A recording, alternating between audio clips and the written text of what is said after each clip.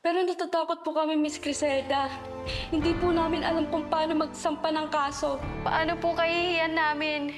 Alam ko nararamdaman ninyo. Paano mabuhay sa takot, sa dilim. Pero sinabi ko sa sarili ko, nakikilos ako para sa mga kagaya ko. Alam ko, natatakot kayo. Ako din naman. Pero, dapat nga ba tayo ang mahiya? Sila ang dapat mahiya. Kasi silang may kahiya-hiyang ginawa. Kailangan matigil na to para wala na silang ibang mabiktima pa. Tama ka. Di dapat kayo matakot. Panahon na para matigil na yung ginagawa nila. Anong kailangan namin gawin? So, kailangan nating tumistigo. Kailangan natin ituro ang mga salarin. Sila Eddie Imperial at ang mga kasamahan nila sa Axis. Kahit malakas at makapangyarihan sila? Oo. Lalong-lalo na dahil malakas at makapangyarihan sila. Hindi natin isusuko ang laban na to.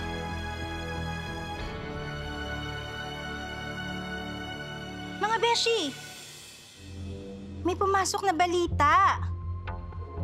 Napalaya na sa kulungan si Shari De Jesus pagkatapos lumabas ang murder weapon na di umano ay kumitil sa buhay ng CEO na si Velma Imperial. Ayon sa mga otoridad ay walang fingerprints ni Shari De Jesus sa murder weapon kaya naabsuelto na ang online influencer. Ayon din kay Mr. Imperial ay magkasama nilang haharapin ni De Jesus sa korte ang sino mang tunay na salarin sa oras na matukoy kung sino ito. Kailangan natin itong paghandaan.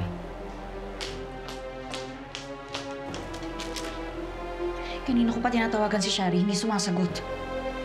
I can't believe this is happening. That snitch. Natatakot ako, Noreen. How much information has Shari given Eddie? Ang mas malaking tanong, anong kapalit nito? Ano sabi mo? Hawak ng MBI si Grace? Pero may isang tao kaming gustong mahuli at tiyak kami na malaking tulong siya sa investigasyon na ito. Si Grace.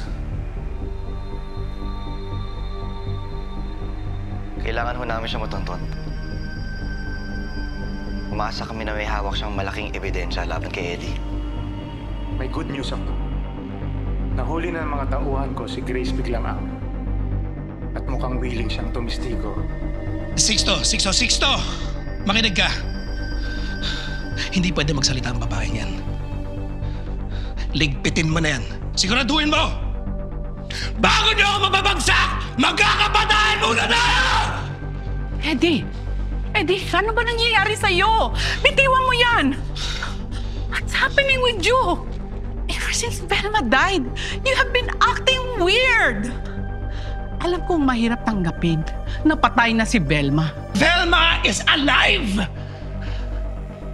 What? She's alive! Natatanong ako kung ba't ako nagkakaganito? It's because she's alive! Ginagago ako ng asawa ko! Silang dalawa ni Noreen, nagkakampihan sila! Eddie, ano ba rin sinasabi mo?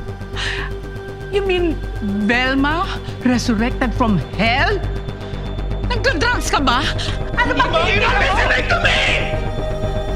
She's alive! Pinalo nila lahat to! Gusto nila ako mapagsakin! Gusto nila ako magbayaran dahil sa ginawa ko sa babayan! For killing a girl!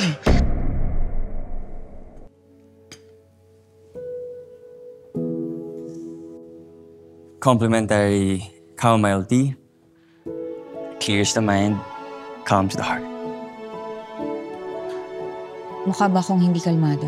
Napansin ko lang na medyo mukha kayong stressed na stressed. Haggard ako? Hindi. Cute mo nga eh. Ha? So what I mean is, madalas kitang makita dito. Seems to me na may binibisita kang someone sa nearby cemetery. Okay pala tong cafe na to. May free chamomile tea na, may free counseling pa. Oh. Well, I'm sorry if I came across as intrusive. By the way, I am Javier Mendoza. Noreen.